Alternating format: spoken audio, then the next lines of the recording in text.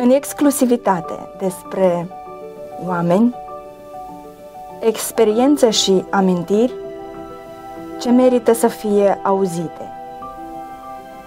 Proiect susținut de Consiliul Raional Strășeni.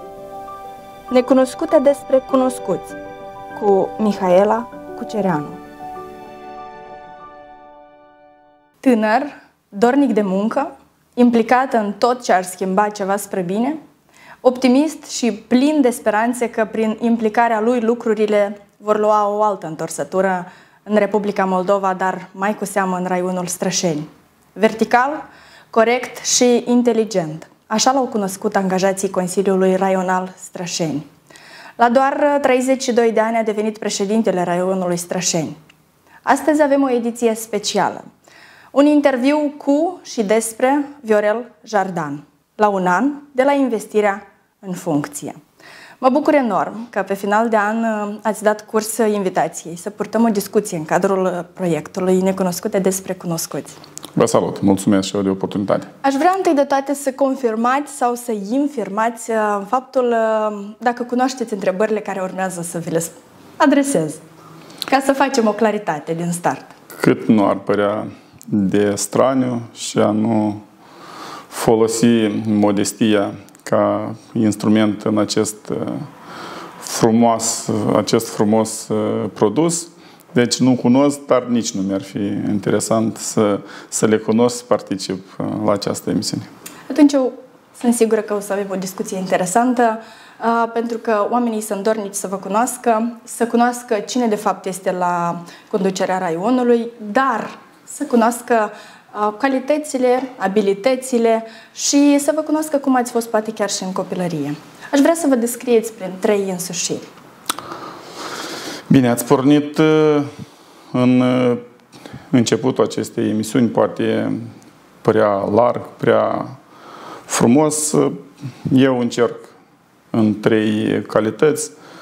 1, rămân să cred în continuare, este modestia.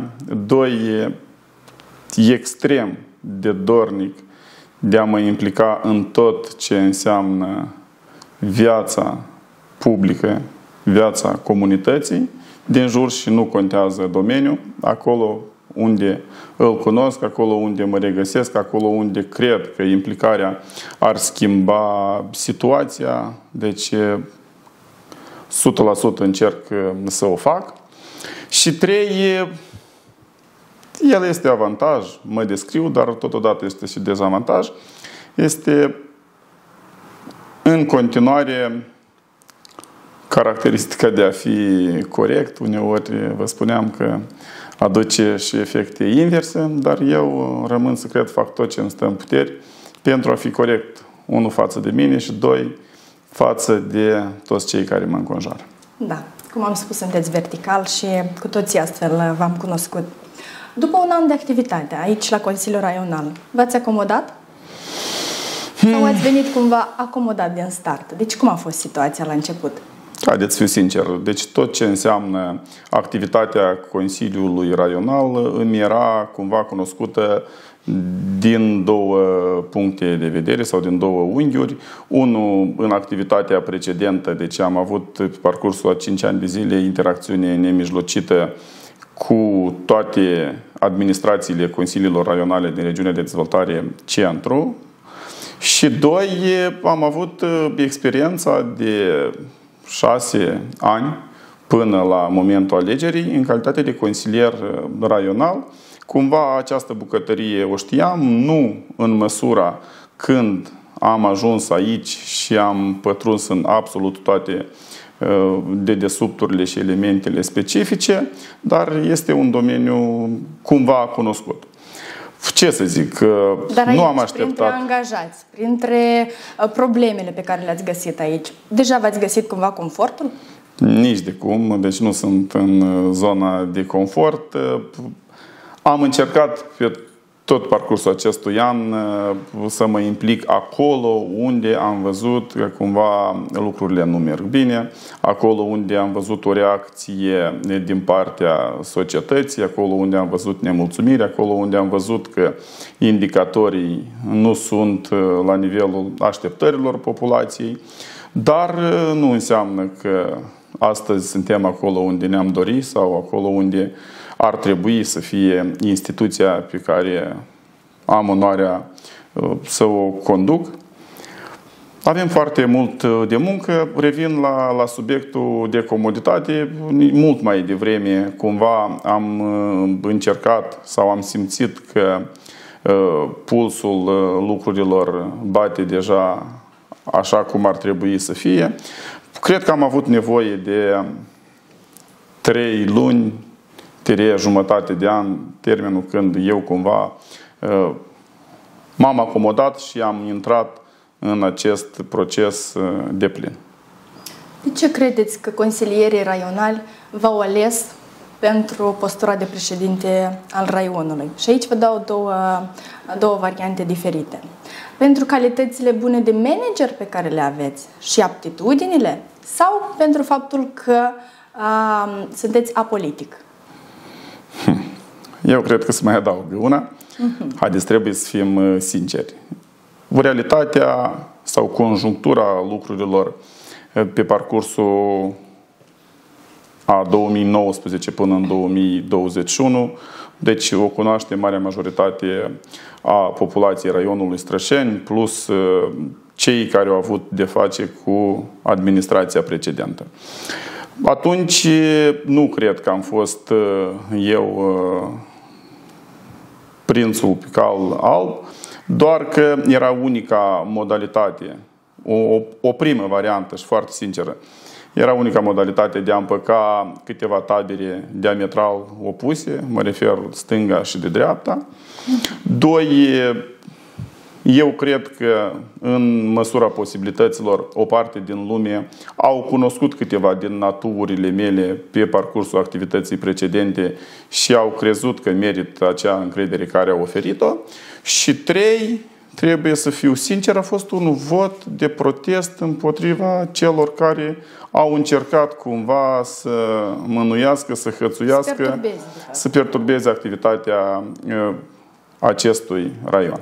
Cum e să renunți la funcția de director la ADR Centru și la salariu de acolo și să vii aici într-un mediu absolut problematic, pentru că cunoaștem cu toții realitatea, și la un salariu diferit? Cu toate că dumneavoastră ați menționat într-un alt interviu că acolo la ADR ați reușit să consolidați o echipă de succes, să ajungeți la obiectivele scontate. De ce ați acceptat să faceți această trecere? Sau haideți, aici este nevoie de o precizare. Deci nici de cum nu am renunțat la funcția de director al ADR Centru. Eu, în momentul când am fost ales președinte al raionului Strășeni, eram suspendat din funcția de director al ADR Centru. Acum, cum a avut loc această trecere? Sigur, este o echipă diferită. Este un domeniu de activitate total diferit, mult mai amplu, cu o sumedenie de segmente. Dacă acolo nemijlocit, dacă area de acoperire era mai mare, mă refer la întreaga regiune centru, aici vorbim de o arie mai mică, doar că absolut toate domeniile. Acolo ne refeream doar la domeniile de intervenție care le prevedea politica de dezvoltare regională în Republica Moldova. Dar nimic nu este imposibil, exact cum ați precizat, cel mai dureros este remunerarea salarială. 2. Este colectivul care pur și simplu ne-am acomodat după o perioadă lungă de timp. Deci eu și când am ajuns la ADR Centru era un colectiv extrem de bine pregătit, puternic, consolidat. Doar cot la cot, ușor ne-am acomodat și am obținut indicatorii așteptați de toată lumea. Cât despre, cumva, dacă ne referim la elementul ierarhic, da, pot să zic că multă lume a încercat să catalogheze ca un regres, nici de cum progres, că de la nivel regional am venit la nivelul unui raion. Eu zic că am venit foarte sincer pe o perioadă scurtă de timp, că altă soluție nu se găsea la acel moment, dar cel mai important să ne facem treaba așa cum doresc oamenii, așa cum credem noi că este mai bine și să schimbăm lucrurile în bine. Ați menționat faptul că ați venit pe o perioadă scurtă de timp. Credeți dumneavoastră că sunteți pe o perioadă scurtă? Da, sau da. asta vă doriți să fiți pe o perioadă scurtă? Deci, în primul și în primul rând, toată lumea cunoaște sau conștient am acceptat mandatul scurt de 2 ani în condiții ideale. Atâta timp cât aceasta este decizia consilierilor raionali, cunoașteți procedura de alegere a președinților, atâta timp cât nu o să dorească ei și nu voi mai avea susținerea dumnealor, este dreptul lor să o facă. Dar la finalul anului 2023 puteți candidați pentru... Vă doriți asta?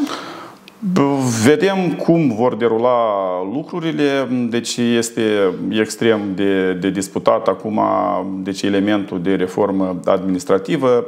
Nu mai vorbesc de cea teritorială administrativă, care este iarăși extrem de pusă la ordinea zilei. Vedem cum decurg lucrurile, vedem dacă va mai fi nevoie de această instituție, vedem dacă va mai fi nevoie de conducător acestei instituții. Un lucru este cert. Deci oriunde voi fi, eu nu mă supraapreciez, dar cred că în următoarea perioadă voi fi util în diverse instituții, diverse funcții care... După experiența de aici? Și după experiența de aici, care vor aduce plus valoare comunităților noastre. Cum ați găsit situația în raion și în colectivul Consiliului Raional? Cel mai problematic lucru care l-am identificat atunci, dar el era cumva cunoscut și din afara acestei instituții, era imaginea proastă pe care o avea Consiliul Raional Strășani. Nici de cum angajații de aici, nici de cum nu vorbesc de direcții sau de nominal, dar pe ansamblu instituția era sub nivelul mării, mă refer la capitolul imagine. Primul lucru care cu adevărat mi l-am dorit este să readucem acolo unde este locul această instituție și sper eu cu tot din adinsul în măsura posibilităților pe această perioadă scurtă de timp că am reanimat cumva imaginea acestei instituții. 2. Dacă ne referim la colectiv, eu am spus-o, chiar dacă cineva se va supăra pe mine, am avut o sumedenie de angajați care erau într-o zonă de confort, bine adaptați, și nici de cum nu voiau să se plieze pe nivelul așteptărilor populației, pe nivelul simplificării birocrației. Avem o problemă națională. Am spus-o de mai multe ori că fiecare angajat care stă într-un birou al unei instituții publice încearcă să-și demonstreze că este important, că este cel mai principal și în loc să fluidizeze, în loc să operativizeze tot acest proces, ba din contra, încearcă să-i demonstreze importanța sa proprie. Cumva am încercat, sunt sigur că nu mi-a reușit în acest an, dar sper tot din adinsul că în următoarea perioadă depășim această problemă. Ați făcut reduceri de personal? Exact, au fost chiar la prima ședință, am propus o modificare de organigramă. Unele funcții sau o secție a fost adăugată, câteva reorganizate, careva reduse. Dacă vorbim de valoarea bănească, cred că aici era mezul. Am redus cheltuielile la nivel de salariu cu peste 100.000 de lei lunar pe parcursul acestui an. Dar, mulțumită Consiliului pentru încredere, a fost aprobată și deja este funcțională această formă de organizare. Da, dar pe alocuri sau pe secții, dacă putem să spunem, ați redus persoanele, dar atribuțiile au fost restructurate celor care au rămas, dacă exact, pot să spun exact. Așa. Aceleași dar atribuții. Remunerați nu sunt altfel. Sau sunt. Cum deci ați depășit asta? Asta a fost făcută o analiză foarte rapidă, promptă, să zic. Deci nu am avut timpul necesar pentru a intra în esență. Deci nu este formula perfectă, trebuie să o spunem.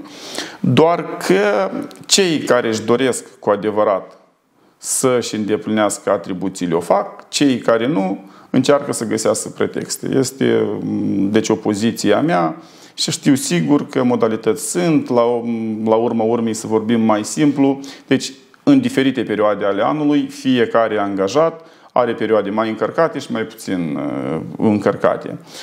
Dacă există colectiv, dacă există colegialitate, dacă există suport interpersonal, atunci toate aceste momente se depășesc foarte ușor și cu brio. Cea mai mare problemă este că încă nu am reușit să avem un colectiv unic, să fie o echipă întreagă, să nu există mici grupuri, să nu existe tabere care nu privesc toți în aceeași direcție. Dar asta eu cred că este inevitabil și...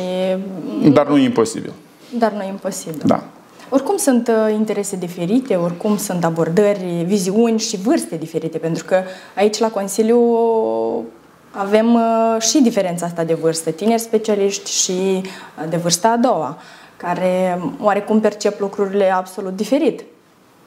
Dumneavoastră ați avut problema asta de, poate v-a zis cineva, poate ați simțit un băiat tânăr să fie președinte și încă și să dea, nu știu, indicații.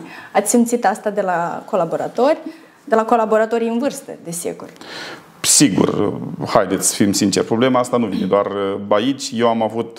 Pentru că e un stereotip, de fapt, exact, asta. Am avut fericita ocazie să activez de la vârste fragede și nimănui care era mai în vârstă ca mine nu a acceptat din start orice sugestie, care venea chiar dacă nu am făcut-o niciodată într-un mod tiran sau să dau indicații. Doar atunci când vedeam că lucrurile o iau razna. Și aici aceeași problemă a fost, mai mult a fost pe elementul de persoane care se aflau la o vârstă deja de pensionare. Cumva am oferit posibilitatea tinerilor specialiști să se încadreze sau cel puțin să oferim oportunități de a participa la concursuri și de a încerca să integrăm. Pentru că și până acum o făceam, dar stăteam cumva pe anumite poziții până la 70 sau după 70 de ani. V-ați redescoperit aici în funcția de președinte al Consiliului Raional? Nici de cum, anume aici. Dacă vorbim în viață, deci noi zilnic sau în fiecare clipă ne descoperim pe noi, nici de cum în această funcție. Eu rămân să cred că un deziderat trebuie să-l avem toți, să încercăm să fim zi cu zi mai buni, mai eficienți, mai productivi, și mai buni sufletește și mai buni în activitate, dar nu nemijlocit aici. Aici cumva mi-am creat o imunitate, pentru că glumeam de multe ori că în consiliile raionale este groapa cu șerpi din poveste, cum nu te sucești, trebuie să fii atent să nu muște din zona unde nu atragi atenția. V-ați închipuit vreodată sau în glumă poate v-a zis vreodată cineva că uite, tu o să ajungi președinte de raion? V-ați gândit la asta vreodată? Nu m-am gândit. V-ați dorit, poate, nu știu. Nu. Haideți, vreau să fiu foarte, foarte sincer. Deci nici în momentul după ce a fost destituit ex-președintele raionului Strășeni, nu mi-am dorit și nu am crezut că o să ajung președinte al acestui raion. Dacă vorbim din adolescență, din copilărie, au mai fost trimiteri, glume, ținând cont de temperament, ținând cont de felul cum au fost. Știți că lumea noastră cumva iubește sau admiră să-ți dea încredere și dacă ai văzut o poziție când cumva ai fost ferm sau ai fost exact sau radical sau ai spus-o cu o tonalitate mai exactă, au fost câteva elemente că, cum era vorba în adolescența noastră, o să ajungi om mare sau într-o discuție cu cineva la un pahar de vin mi-a zis că voi deveni președinte de raion, dar a fost așa o... Așteptări și realitate cu referire la Consiliu. La Consiliu. Sincer, cele mai mari așteptări le-am avut de la capacitățile personalului, dar spre dezamăgirea mea, cumva în postura precedentă, deci am avut pe anumite segmente oameni mult mai bine pregătiți. Nu supăr, nu vreau să neglijez pe cineva, dar asta este realitatea și cumva vine argumentată de salariul mic pe care îl au angajații Consiliului Raional și pe ansamblu în administrațiile publice locale de ambele nivele, chiar și la cel central. Cumva aceasta este realitatea și... Cumva dumneavoastră găsiți scuza. Deci nu este scuza, este adevărul gol-goluț, așa cum este el, pentru că cei mai bine pregătiți, cei mai buni pleacă spre alte oportunități, încearcă cumva să-și pună bazele aici și trebuie să crească. Aici a fost cumva percepția mea greșită, că așteptam de la persoanele care cumva au intrat într-o zonă de confort, așteptam mai mult. Cum a reacționat familia dumneavoastră? Părinții, soția, frații, când le-ați comunicat că, uite, eu sunt președintele, am fost instituit sau am fost ales să fiu președintele raionului? Care a fost reacția lor? Bine, haideți, trebuie iarăși să ținem cont de faptul că la data de 23 decembrie 2021 a mai avut loc o tentativă de alegere atunci când au fost doar 16 voturi pentru și 16 s-au abținut. Cumva toată lumea era deja în febra acestei situații, chiar dacă eu... Debusolată cumva. Nici de cum debusolată. Cumva cunoșteau subiectul, erau inițiați în această temă. Chiar dacă eu sunt un tip care vorbesc foarte puțin cu cei apropiați despre aceste detalii, le las pentru activități cotidiene, zilnice, nici de cum nu încerc să le împart. Una la mână a fost un element clar de mândrie, altcineva mă compătimea. Asta am vrut să zic. Că era elementul în glumă că nu știi unde ai intrat, unde îți bagi capul. Dar iarăși, ținând cont de faptul care mă cunosc cum mă cunosc, era undeva sigur, cu toate complicațiile care pot apărea, că o să ne isprăvim și o să fie totul bine. Enumerați câteva realizări importante pe care ați reușit să le faceți în acest an. Sau poate cea mai importantă, care vă stă la suflet și sunteți mândru de asta. Cel mai important sunt relațiile umane care cumva ne-am înțeles în sensul bun al cuvântului, nu în ghilimele, cu toate instituțiile din subordine sau cu toți partenerii, cu toți colegii din cadrul Consiliului Raional, pentru că asta este un element foarte important. Din start, venind o persoană nouă, cumva existau divergențe. Asta este cel mai important lucru. Dacă vorbim la nivel de proiecte, da. Dacă vorbim financiar, eu rămân să consider că proiectul EUFO Moldova, în care am fost selectați, angajați și aprobați pe finanțare de 24,7 milioane de euro pentru 3 raioane din Republică pentru următorii ani, este cel mai impunător ca valoare. De asemenea, sper eu că tot din adinsul, dar nu vorbesc nemijlocit de activitatea la Consiliul Raional, dar din activitatea precedentă, sper tot din adinsul ca în primăvară să înceapă construcția nemijlocită a viaductului magistral Chișinău-Strășeni-Călăraș.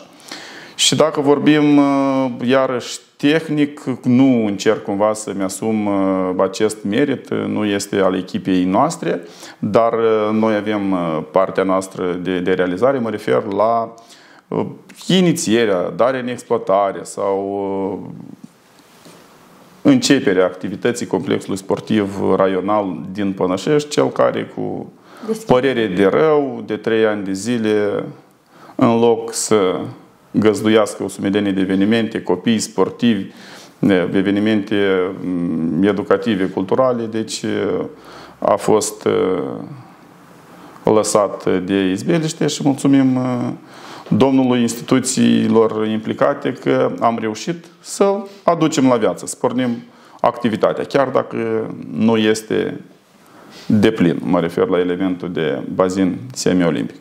Asta urmează să... Exact, urmează la începutul anului 2023 să pornim și această activitate, pentru că este mai costisitoare și în această criză energetică nu ne putem permite acest lux.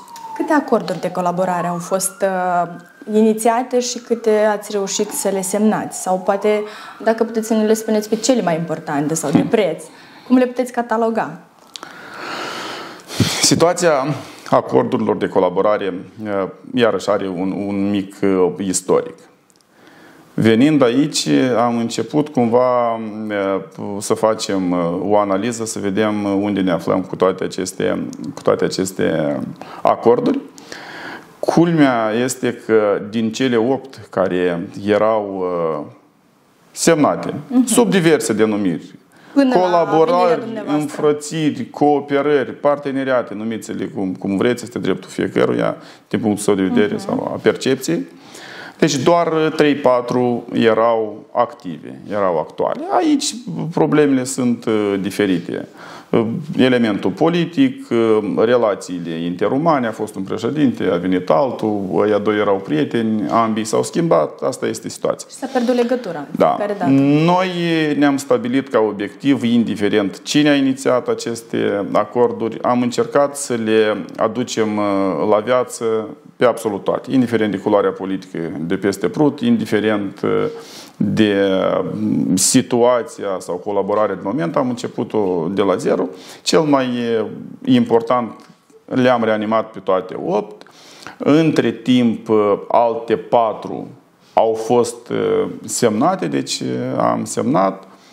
4 sunt în proces, deci ajungem la 16, dar sună poate straniu, ținând cont că avem o cifră anul 2023 pentru anul viitor. Încercăm să ajungem la 23 de acorduri de parteneriat în vigoare, să începem de la nordul României, de la Maramureș, să coborâm până în sud, la Prahova, Galați, Brăila, cu care există, și să încercăm, iarăși poate sună straniu, dar am spus-o și o mai spun, mai ales de când avem statutul de țară candidată, dacă o să avem capacitatea să luăm cei mai buni din fiecare județ din România, pentru că fiecare, așa cum suntem noi, așa și ei au punctele sale forte. Cineva este profi în atragerea investițiilor în proiecte europene, cineva are cultura la un nivel extrem de avansat, cineva domeniul educației, cineva medicină, cineva situații de urgență, pompieri, ordine public, inovații. O să încercați de la toți. Deci o să încercăm să luăm cireașa de pe tort de la fiecare din ei și cel mai important, elementul care încă nu a dispărut, elementul material. Avem o sumedenie de proiecte tehnice de execuție. Dacă o să avem capacitatea elementară să beneficiem de un minim 20.000 de euro, eu zic, la nivelul Republicii Moldova este o sumă impunătoare și trebuie să ținem cont de faptul că pentru anul 2023 se planifică programul operațional România-Republica Moldova și dacă o să avem capacitate cu toți acești parteneri, trebuie colaborarea să o transformăm în proiecte utile pentru raionul nostru. Foarte nimic frumos și 23 de acorduri este un obiectiv așa foarte înalt. Eu vă doresc spor și cu adevărat la finele anului 2023, când vom mai înregistra o sesiune de interviu, foarte mândru să spuneți despre semnarea celor 23 de acorduri. Cunoaștem că ați avut o activitate productivă în cadrul Partidului Democrat din Moldova. Aș vrea să ne spuneți de ce ați părăsit partidul și când. Eu activitatea, să zic, semi-politică am început-o în anul 2011, când am fost ales consilier independent în localitatea de Baștină. De atunci, cumva, am început să fiu curtat de unele partide politice. În discuțiile de atunci am dat cuvântul până nu finalizez licența, nici de cum nu voi face parte din vreun partid. În 2013 am aderat la Partidul Democrat din Moldova. Am fost ales președinte în localitatea de Baștină, ulterior inclus în birou de la Strășeni și am activat în calitate de consilier raional, vă spuneam, și acum, în 2019, deci am devenit consilier raional tot pe listele Partidului Democrat. În anul 2021, înainte de alegerile parlamentare anticipate. Deci, ținând cont că există elementul teritorial și îl cunoșteam pe domnul Pavel Filip, mai ales după ce a fost candidat uninominal pe această circumscripție, i-am spus sincer realitatea că în condițiile actuale, mai ales raportându-ne la situația din organizația teritorială Strășeni, nu mai pot face parte din această echipă. Eu sper tot din adinsul că dumnealui m-a înțeles și a făcut concluziile de rigoare. Dacă mai poate schimba ceva, atunci Doamne ajută. Dacă nu, să își asume realitățile, cel puțin cu o parte din oamenii care erau în acea echipă la moment, nu mai puteam să mergem într-o direcție sănătoasă. Cumva ei aveau alte viziuni. Ați fost desemnat vicepreședintele a Euroregiunii Siret Prut-Nistru. Ce înseamnă asta? Vicepreședintele cunoașteți. Așa. Dacă ne referim la Euroregiunea Siret Prut-Nistru, este o formă organizatorică.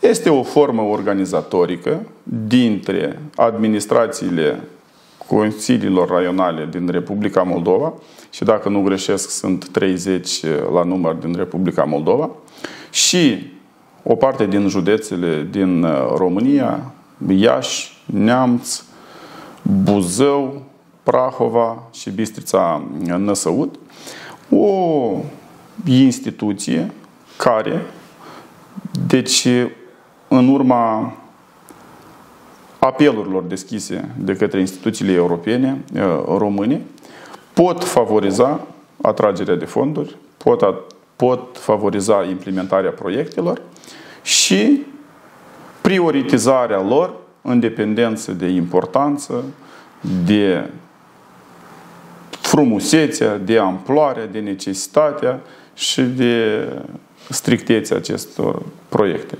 Deci este o formă asociativă dintre conducătorii nivelurilor 2 din Republica Moldova și România.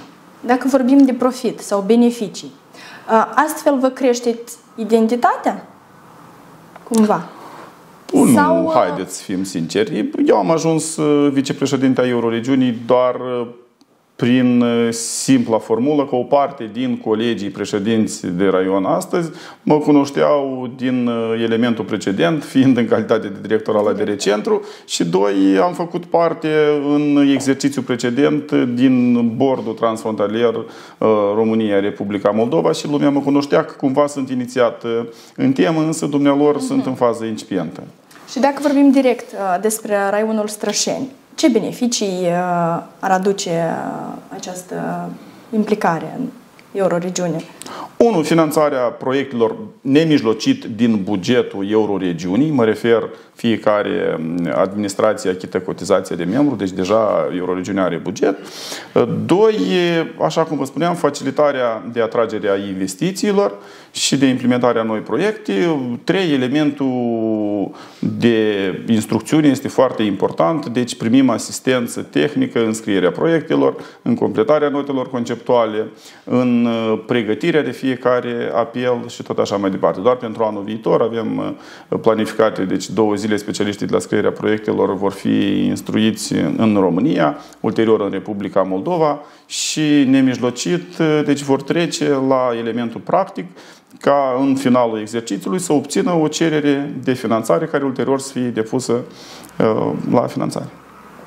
De câte ori, timp de un an, lucrând aici la Consiliul Raional, ați respectat ora mesei? Sau ați luat masă? Nu știu, dar le număr pe degete. Este o problemă a mea. Nici de cum nu o transformați în avantaj. Este de fapt un dezavantaj. Dar ținând cont de rutina zilnică, ținând cont de faptul că programul este extrem de încărcat, deci nici nu prefer. Nu doar că aș face-o pe eroul, uneori timp identific, dar nu obișnuiesc să merg la pauză de masă, deci mă mulțumesc cu un ceai, o cafea sau un pahar cu apă. Ok.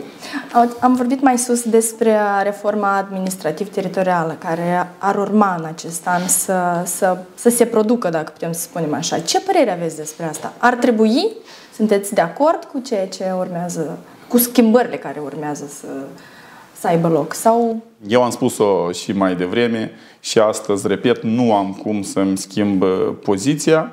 Deci chiar dacă cumva este în detrimentul meu personal sau a instituției pe care o reprezint, am spus-o și o reiterez aceeași poziție. Deci reforma administrativ-teritorială este inevitabilă în Republica Moldova. Și la nivelul 1 și la nivelul 2. Deci avem primării care pur și simplu mimează administrarea, deci nu avem cum. Populație de până la 1000 de locuitori, funcții vacante, nu au capacitatea și posibilitatea de a identifica persoane, mai ales, cum o spuneam mai sus, la salariul mizer care este a funcționarilor. Cât despre nivelul 2, este aceeași poziție, imperativ necesară, doar că trebuie să fie extrem de atenți, în ciuda majorității parlamentare pe care o dețin, să existe deschidere totală și discuții și consultări publice, pentru că doar așa pot apărea și avantaje și combaterea dezavantajelor din tot acest proces. Deci, haideți să spunem, mergem în orașe în România, unde doar orașul reședință, deci are o populație mai mare sau nițel mai mică ca întregul nostru raion. Formula actuală, deci sigur, va necesita schimbată, vedem ce oportunități va oferi situația politică din Republica Moldova pe parcursul acestui an. Dar când este termenul limită ca să se dea un verdict? Urmează să fie... Din ce cunosc eu, conform recomandărilor Comisiei de la Veneția, nu mai puțin de un an înainte de alegerile locale care sunt ordinar planificate la finele anului 2023, dar deoarece această perioadă a fost depășită din tot ce se vehiculează și ce se vede inițiat, cred că se va recurge la reforma administrativă. Adică o parte din domeniile de intervenție, o parte din atribuțiile care sunt astăzi la Consiliul Raional, parțial se vor centraliza, parțial se vor descentraliza pentru, nu știu, a slăbi această structură Consiliul Raional sau pentru a o eficientiza. Timpul o să ne arate, da, exact. Lozova. Da. Ce semnificație are acest sat pentru dumneavoastră? Casa părintească, copilărie, prieteni pe care poate îi aveți și astăzi, familie, sărbători de familie? Bine, cât de straniu n-ar părea și chiar dacă multă lume nu o să creadă, pentru mine Lozova este totul, cu excepția ultimelor luni când cumva programul a fost catastrofă și mai puțin am ajuns. Lozova este tot, pornind de la locul nașterii, de la casa părintească, mahalaua și prietenii unde ne-am jucat și am copilărit, instituțiile de învățământ, liceul și gimnaziul care l-am făcut acolo. După clasa 9 am plecat, dar nici de cum nu am fost departe. Acolo este stadionul, acolo e echipa de fotbal, acolo sunt părinții, acolo... Deci chiar dacă locuiesc astăzi în Chișinău, dar acolo mă simt cel mai bine, acolo mă regăsesc, acolo... E natura, acolo este aerul pe care îl respir. Deci e un loc Care erau sărbătorile cele mai importante de familie care vi le amintiți în copilărie, dacă puteți să... Bine, eram toată lumea copii, chiar dacă în perioada aceea era mult mai așteptat anul nou pe stil vechi, când mergeam cu uratul la 13 ianuarie și la 14 semănatul, când mergeam pe la nanci, pe la rude și... aceeași senzație și tentație să cuprindem cât mai mult suprafață, cât mai multe case pentru a primi cele mai interesante și mai noi daruri plus elementul financiar. Deci astăzi conștientizez că Crăciunul era cea mai frumoasă sărbătoare acasă. Ulterior, Revelionul, sărbătorile de Paști. Mâncarea preferată din copilărie? Deci, Așa cum mă vedeți, nu sunt capricios la mâncare, deci chiar îmi place absolut tot ce e sănătos, natural, mai ales în condiții de casă, dar îmi place, sincer. La mama, ce o rugați să vă pregătească? Deci nu o rog, pentru că mama este plecată de peste 15 ani în Italia, venind permanent. Când este acasă, sigur, îmi place la nebunie așa mai supele sau borșul tradițional, plus elementul de salată și un asortit care cred că îi place la toată lumea. Mă refer la tradiționalele îmbrături, slănină, brânză, ceapă verde și cel mai important, legumele din grădină. Exact. Cum ați fost în copilărie? Un copil activ sau de acasă mai mult? Totul depinde cum interpretați activismul. Dacă se mă refer la faptul că am fost măricel, mă refer la corp, deci am fost implicat de la o vârstă extrem de fragedă în lucru împreună cu părinții și bunelul, Domnul să-l odihnească în pace. Deci el absolut totul m-a învățat ce ține de elementele casnice. Dacă ne referim la următoarea perioadă în școală, am fost un copil destul de disciplinat, mă refer la, deci nu eram nici bătăios, nici obraznic, deci eram disciplinat, învățam bine, da, asta era deci principalul obiectiv a fiecare. Pornind de la liceu când era coronița la noi, cel mai bun, ulterior diploma de eminent și mai departe cu tabla de onoare. Dar în rest copil, ca toți copiii, cu bunii, cu rele, cu năzbâtii, cu șotii, cu nebunii. Aveți frați, surori? Da, am un frate, am și o soră. Ați avut cu cine să faceți năzbâtii? Da, exact. Și prietenii și colegii din mahala și din școală. Deci... Mai aveți și astăzi prieteni care i-ați dobândit, de fapt, în copilărie?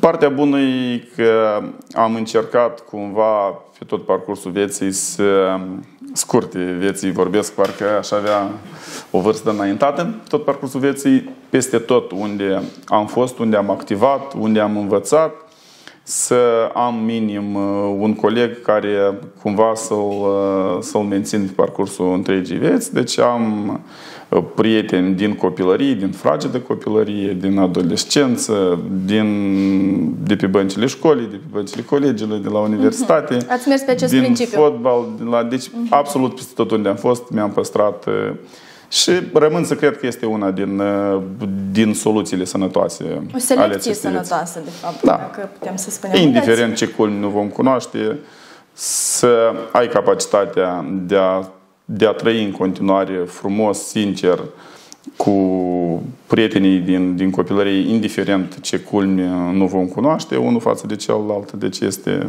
zic eu, un avantaj mare. Ați știut sigur unde doriți să vă faceți studiile după liceu? Sau ce vă doreți să deveniți? Da, unde nu știam, doar că ce era bătut în cuie, realitatea cumva în momentele cele delicate când învățam noi, am un verișor cu 13 ani mai mare și cumva a atins careva culmea ale succesului și în discuție cu unchiul meu, care mergeam la toate lucrările, deci care erau de pe deal, mă refer la vie sau la porumb sau floarea soarelui, el de atunci mi-a zis, neținând cont sau neavând o analiză sau o expertiză, să devii jurist ca băiatul meu. Și atunci cumva mi-am implantat în subconștient că voi deveni jurist. Iată, după clasa 9, deci am fost admis la Colegiul Național de Comerț, ținând cont că avea dreptul economic ca domeniu, ca specialitate.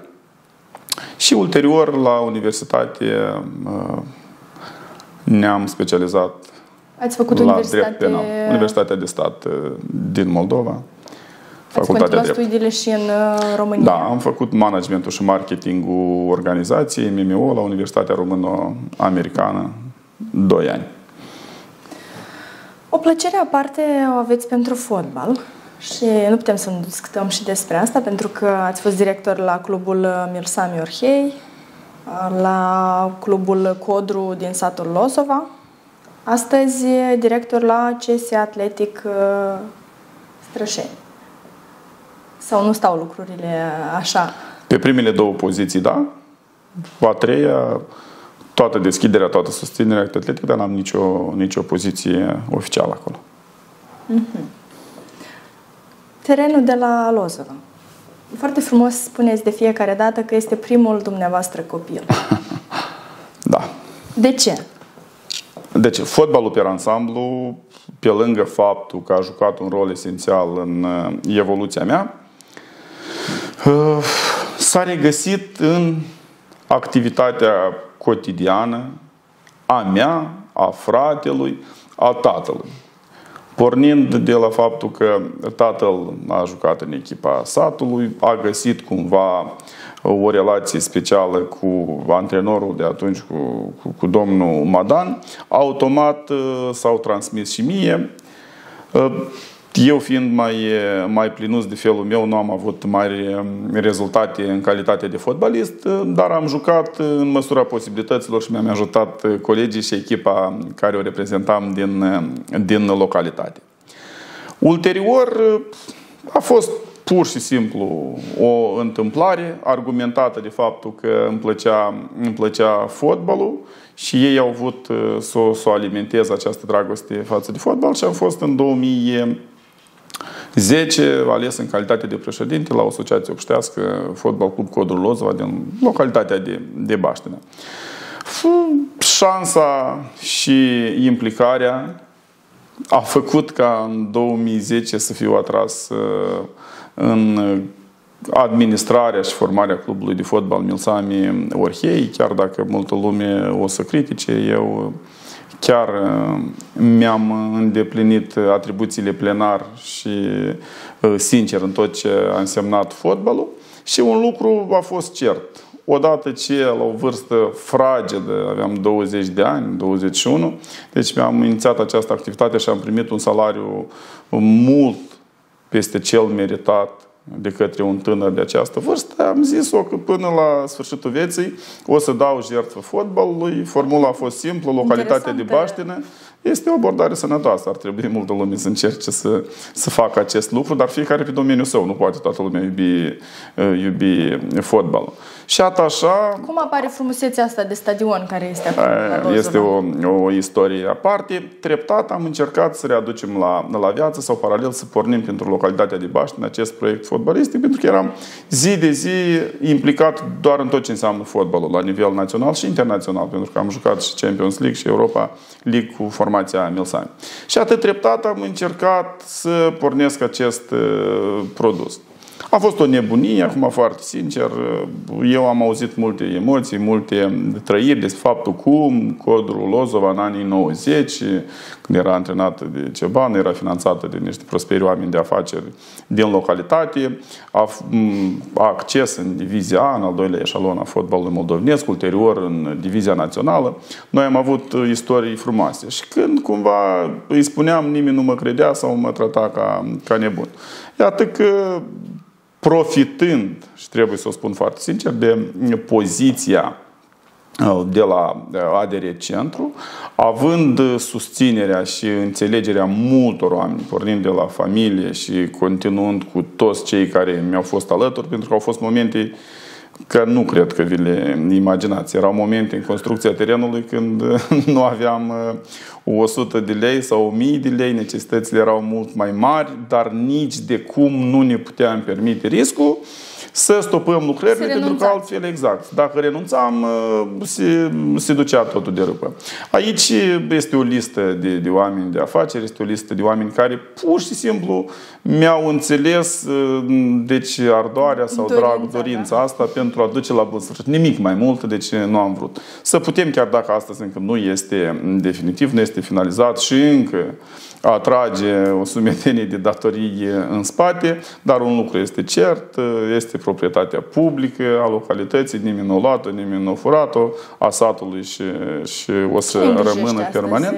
Cine este acolo de fiecare dată?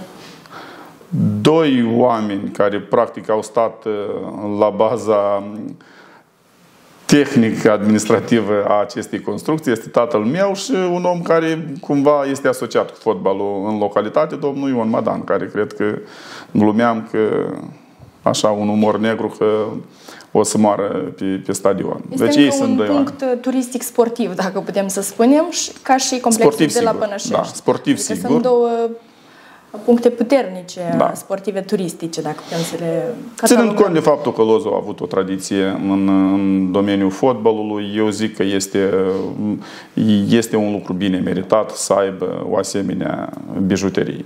Aici trebuie, și nu am dreptul moral să nu menționez suportul, iarăși vin a tuturor celor care mi-au fost alături, pornind de la prieteni, colegi, cumătri, familie, Federația Moldovenească de Fotbal, care chiar a fost cel mai important susținător, care cumva a aprovizionat toată această dorință a mea. Mă refer la elementul de electricitate, mă refer la iluminarea nocturnă, mă refer la tot ce înseamnă scaune, tribune, deci gard, bănci de rezervă, în interior, la mult mobiliar. Deci am avut o susținere frumoasă, dar ea nu vine întâmplător. Aici la Strășeni vă propuneți un astfel de stadion? Bine, la Strășeni... nu este unul de așa dimensiuni și performanță. La Strășeni este în lucru, deci primăria municipiului împreună cu Clubul Sportiv Atletic Strășeni a demarat lucrările. Nu o să fie teren natural, sunt terenuri cu acoperire artificială, dar necesară pentru tot ce înseamnă pregătirea tinerilor sportivi, ce ține de mine, deci garantat. Și ei, de fapt, cunosc că au susținerea mea plenară, indiferent de poziții și indiferent unde o să fiu. Eu cred că în următorii ani vom trăi și va deveni realitate și acest obiectiv inițiat în Strășeni. Să fie cu spor, pentru că copiii sau tinerii sunt viitorul, iar ei merită tot ce mai bun. De acord. Cum v-ați cunoscut soția? Să fac cumva o retrospectivă, nu este nimic nou. Cunoșteam familia soției fiind din aceeași localitate ca și mine, încă din perioada când eram și copil. Dacă mi-amintesc, deci la un ați revelion... curtat-o din adolescență? Sau? Da, cam așa, ținând cont de diferența de ani dintre noi, este, deci cam asta e perioada din adolescență. Deci la un revelion organizat cu prietenii, cu compania, așa cum se practica. Deci a fost invitată și ea, chiar dacă ulterior și-a făcut studiile în România. Deci am inițiat această frumoasă relație care astăzi dă roade. Are roade. Are roade, exact. Deci avem doi copii sănătoși, să vă trăiască, frumoși și bravo. Să crească mari, sănătoși și să moștenească cele mai bune calități și lucruri de la părinți. Să dea, Doamne. De profesie, soția dumneavoastră? Deci a făcut domeniul financiar-bancar. A activat aici? Nu. A activat o perioadă scurtă de timp. De profesie este mamă acum. Exact. Foarte cea frumos. mai importantă profesie. Foarte frumos. Sunteți o fire romantică? Nu prea. Nu prea. Mai mult sufletistă decât romantic. Mai mult sufletistă. Vinul pe care îl creați la fel cu sufletul?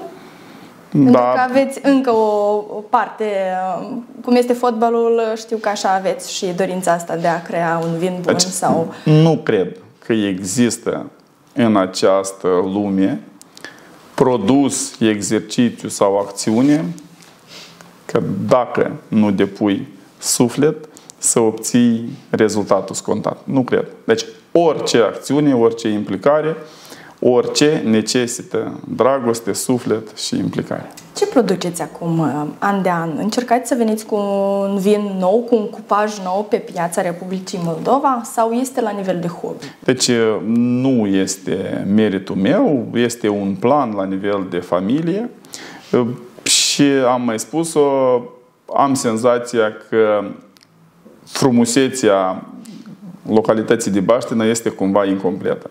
Are nevoie de o microvinărie, de o mini-vinărie.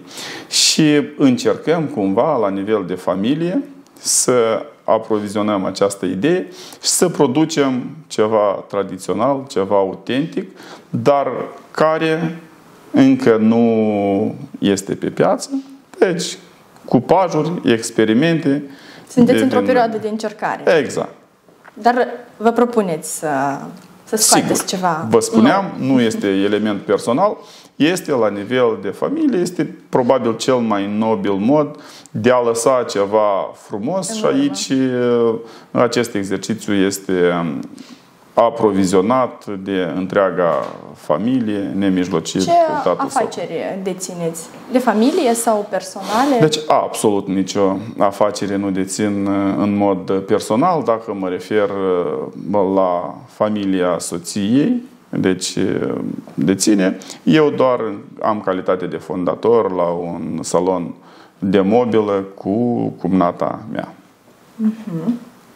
Citiți cărți? Îmi place la nebunii, în măsura timpului disponibil. Preferați? Deci cele mai atractive cumva sunt cele motivaționale, dar am fost plăcut impresionat și de Secretul pierdut, The Lost Secret, de Brown, care cumva extraordinar de tare m-a intrigat, dar îmi place tot. Mă refer și la autobiografii, mă refer și la elemente motivaționale, mă refer și la istorii de succes, chiar dacă conștientizez că nu există receta ideală și nu poate fi aplicată pe deplin și fac cumva și o paralelă, de multe ori mă supăr că exact ca în situația presei, deci exact așa merge și scrierea de cărți, noi suntem datori să selectăm exact ce credem că cu adevărat avem nevoie și ceea ce este rezonabil pentru timpurile noastre, pentru realitățile dure sau obiective ale zilei de astăzi. Vorbiți engleză? Da, nu perfect, dar la nivel de înțelegere și la nivel de discuție mă descurc, mai ales că am avut fericită ocazie înainte de a veni aici, profitând de timpul liber, înainte de a veni în calitate de președinte, să o reanimez cumva, să o certific, că în toate discuțiile la nivel de angajare era acceptată, dar un document pus pe masă scoate toate semnele de întrebare. Cum ați moștenit sau de la cine dragostea față de credință? Pentru că foarte des în comunicatele pe care le aveți vorbiți despre credință, despre Dumnezeu. Pe masa dumneavoastră de birou sunt mereu cărți de rugăciuni, chiar și o Biblie. De unde? Nici de cum să nu considerați că sunt cel mai mare creștin dacă ați văzut în postări. Trăim în era digitală și cumva sunt elemente care ni le impune starea de moment. Credința mea nu o să o vedeți nici de cum în aparență și în elemente publice. Eu o să mor creștin. Deci chiar dacă nu am prins timpurile când bunelul cânta în corul bisericii, dar împreună cu fratele, împreună cu mama, deci a fost momentul cheie când am înțeles că este o încărcătură sufletească imposibil de palpat, imposibil de măsurat, imposibil de a transpune în realitate. Ulterior a fost o perioadă când tatăl meu deci, a activat la Mănăstirea Hâncu ca muncitor, ca constructor cu unchiul meu, cu unchii chiar. Și erau săptămâni de vară când le petreceam la Mănăstirea Hâncu. Dar cel mai important moment a fost legătura dintre mine și biserica din localitatea natală, care nu cred că nici cel mai important loc creștinesc din această lume poate acoperi legătura pe care o am, pentru că acolo ne-am născut, tot prin ea cred că plecăm din această lume, dar este o tradiție frumoasă. Am un obicei extrem de frumos, zic eu, de când eram copil, din frica de a dormi singur sau din altceva. Deci tatăl nostru a fost un element indispensabil procedurii de a merge la somn. Deci am acum 33 de ani și exact același procedeu practic. Și doi, există plăcerea sufletească pe care nu pot să o descriu în cuvinte la sărbătorile importante de peste an, care vin după posturi, după ce le-ai ținut.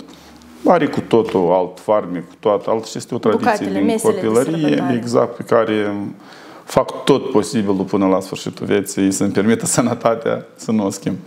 Foarte frumos este asta și, de fapt, vine ca un îndemn pentru cei care ne urmăresc să ținem posturile, să nu uităm de Tatăl nostru și de biserică.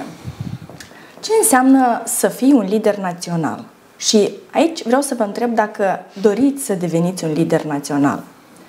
Pentru că dumneavoastră, într-un interviu, ați spus că liderii naționali se construiesc în afara politicii. Poate de asta ați ieșit din politică? Nici de cum.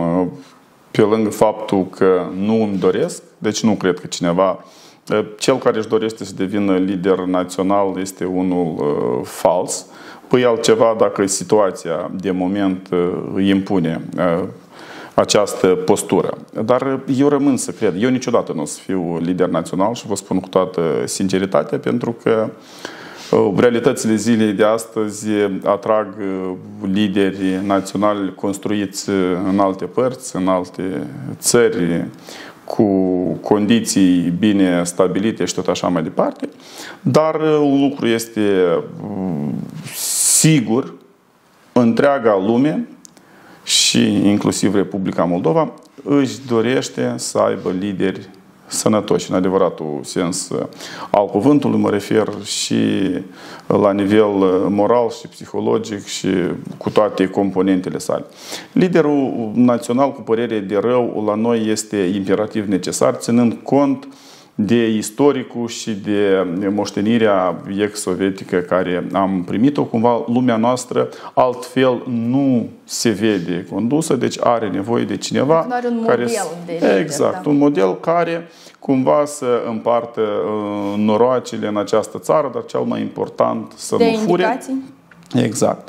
Și caracteristicile sunt foarte simple. Deci chiar astăzi rămân să cred că în perioada imediat următoare vin timpurile când simplitatea, obiectivitatea, deci creaturile curate, modestia vor fi acele caracteristici care vor prevala la, sigur, alimentate de verticalitate, corectitudine și principalele calități, inteligență, pentru a schimba în bine lucrurile în această țară.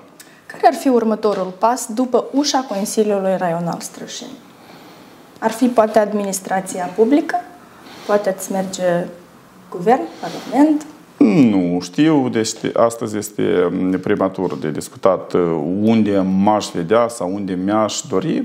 Un lucru este cert, deci până la finele anului 2023 sper că voi fi util în postura în care sunt. Vedem ce ne oferă schimbările care se așteaptă și dacă vor fi. Dacă nu, cântărim și analizăm dacă mai avem loc pe vreun eșchier politic sau dacă, cu adevărat, societatea noastră mai are nevoie de tipologii de genul meu. Cum puteți comenta situația din țara noastră la momentul dat? Pentru că avem o situație precară, o situație de criză. Cumva situația din țară se transpune la nivel teritorial și în raza raionului nostru. Am avut nefericita ocazie pe startul acestui mandat să venim și sper eu cu tot din adinsul să fie pe ultimele strigăte acestui nemilos COVID care ne-a afectat, deci buna funcționare și buna organizare și buna desfășurare a lucrurilor.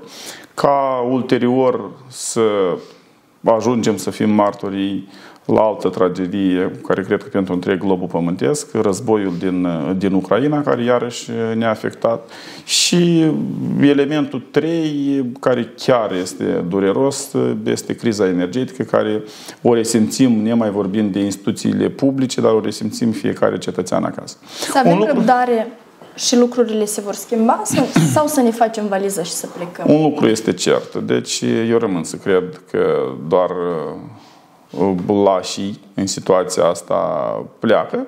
Dacă vorbim despre pericolul războiului, este cu totul altă discuție, dar totuși bărbații și adevărații apărători ai acestei bucăți de pământ, chiar dacă sună foarte straniu și cumva imposibil de transpus în realitate în zilele noastre, deci sunt obligați să stea strază și să-și apere această bucată mică de pământ. Noi sperăm să nu existe acel pericol, dar dacă mă refer la o viață mai bună în altă parte, eu rămân să cred că pentru a ajunge la această decizie, ea ar trebui să fie ultima, deci cea mai critică, și să încercăm cu tot din adinsul să depunem maxim efort, să cedăm, să lăsăm de la noi, să schimbăm lucrurile în bine la noi acasă. Nici de cum să aducem elementul financiar aici, dar să încercăm ca noi să ridicăm această bucată de pământ la nivelul european sau la modelele care încearcă toată lumea să ne le Da, dar astăzi și elementul financiar este unul important sau dureros, dacă putem să spunem, pentru că fiind un tânăr specialist aici în această instituție, în cadrul Consiliului Raional Strășeni, nu știu cum poți să faci față cerințelor sau să crești. Eu rămân să cred că nu doar astăzi elementul financiar este prioritar, el a fost din toate timpurile. Doar că comparativ lumea în diferite perioade a pus pe cântar sau în analiză prioritățile care sunt. Deci nu putem să combatem acest fenomen. Eu l-am trăit pe propria piele, când eu munceam și alergam în 2-3 instituții și dormeam câteva ore pe noapte și cineva râdea de mine și îmi spunea simplu de tot: lasă-mă, nu alerga ca cel prost, că uite, modelul meu, mama îmi trimite 300 de euro și eu noaptea asta merg în clubul X, mâine merg în clubul Y și trăiesc în adevăratul sens a cuvântului. Nu că nu ar fi și acestea, deci, elemente pentru perioada care am trăit-o, doar că cumva trebuie să prioritizăm lucrurile și să înțelegem că nimeni de nicăieri nu o să ne aducă surprizele și o să schimbe peste noapte. Deci fără implicarea nemijlocită a noastră, dar nu doar pentru a pune umărul, dar de a încerca în detrimentul nostru să schimbăm și mentalitatea și modelele prin bune practici și bune exemple, putem să schimbăm lucrurile în bine, treptat, să aducem situația în țară acolo unde este dorită.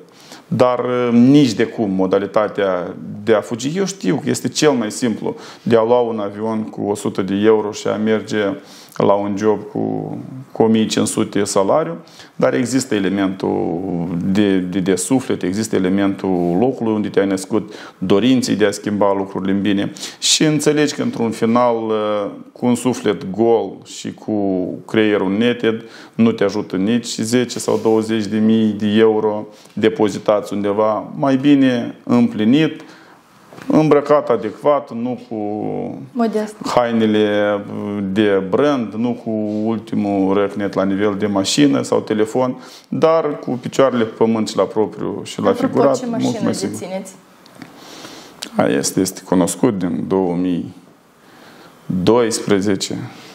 Deci o Șkodă Octavia. Ok. Ce vă motivează cel mai mult ca să mergeți înainte?